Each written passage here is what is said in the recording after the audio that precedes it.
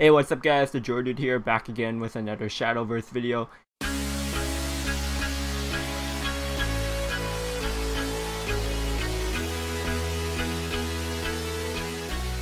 And we're bringing back the Jordude's notable picks, just like what we did for Wonderland's Dreams.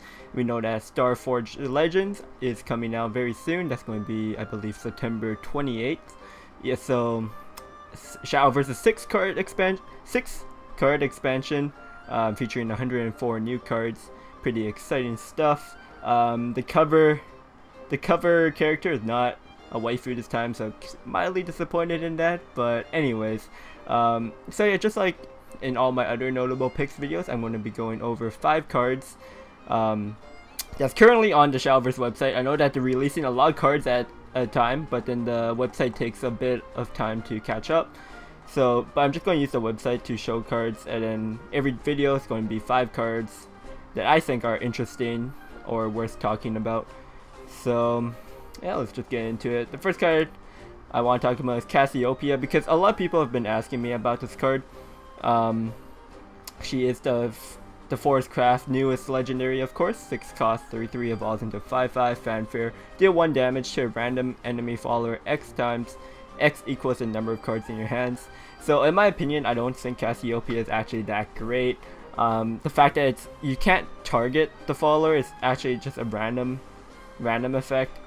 I'd rather just have like Dance of Death or Will of the Forest. It's just better removal, costs 1 less play point, and the body that you get on Cassiopeia is great, but not like the stats. Like the 3/3 and the 5/5 isn't that great for the 6 cost. You know, it's kind of slow. You get a little bit of tempo when it kills a follower, but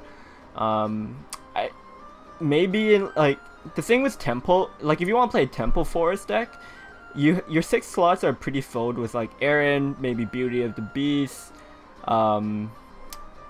what's there, Cynthia. So there's a lot of 6 cost options for forest. So you can't. It's really hard to justify playing Cassiopeia.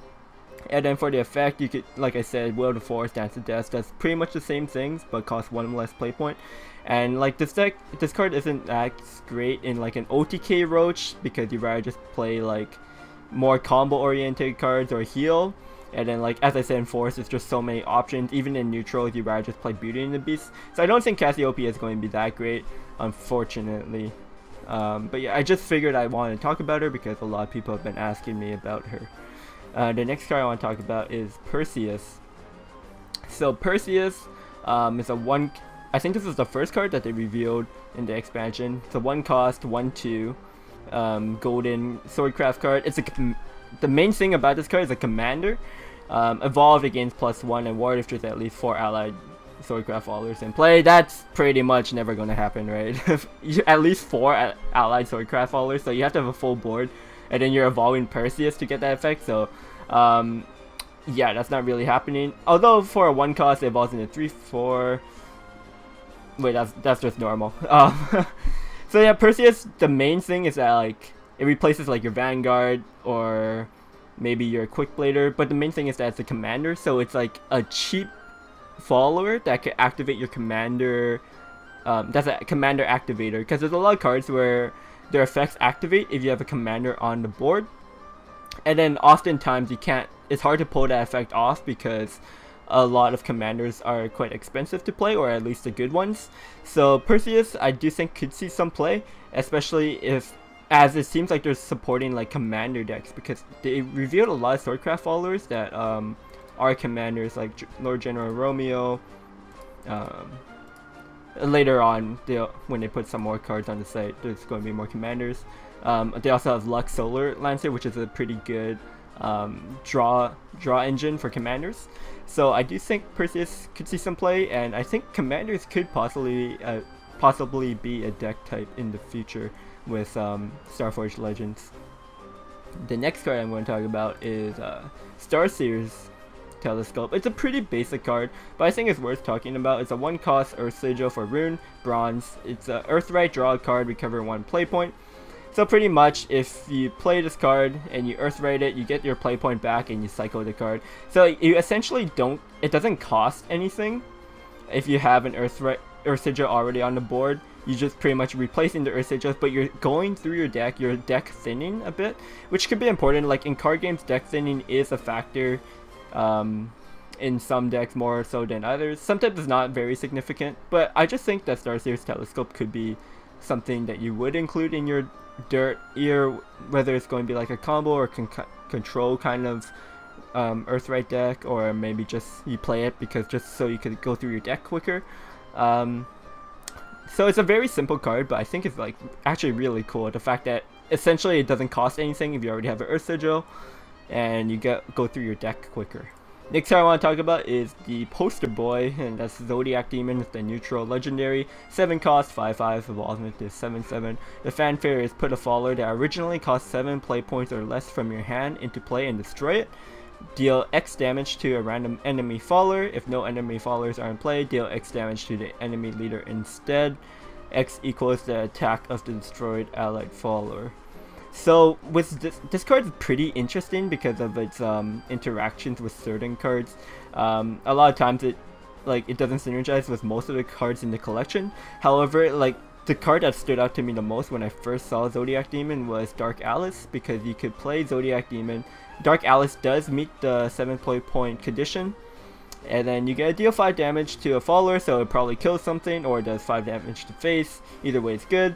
And then Dark Alice comes back onto the board, so because it's not a banishing effect, it's just destroying it.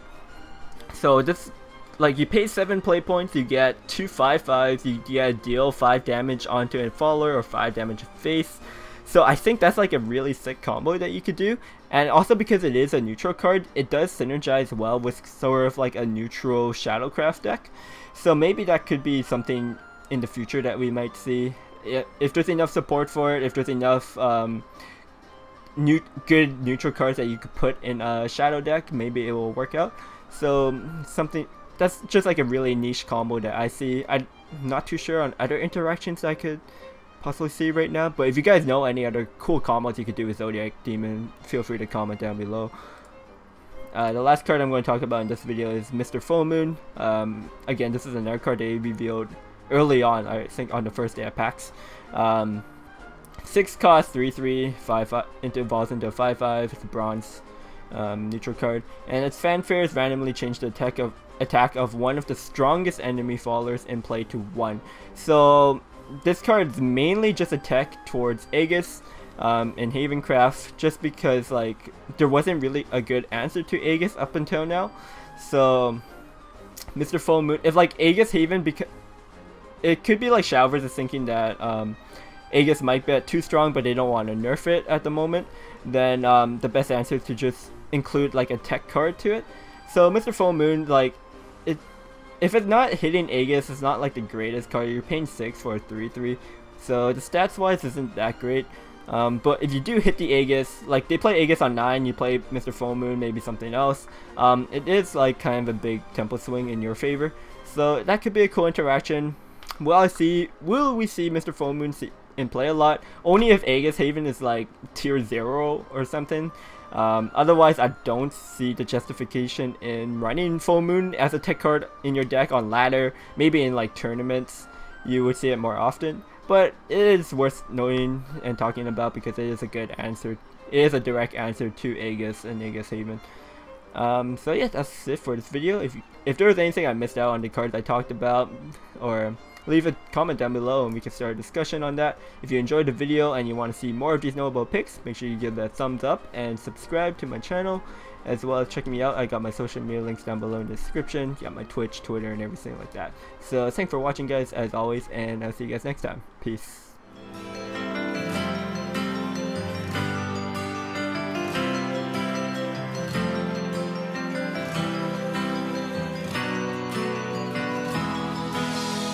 I saw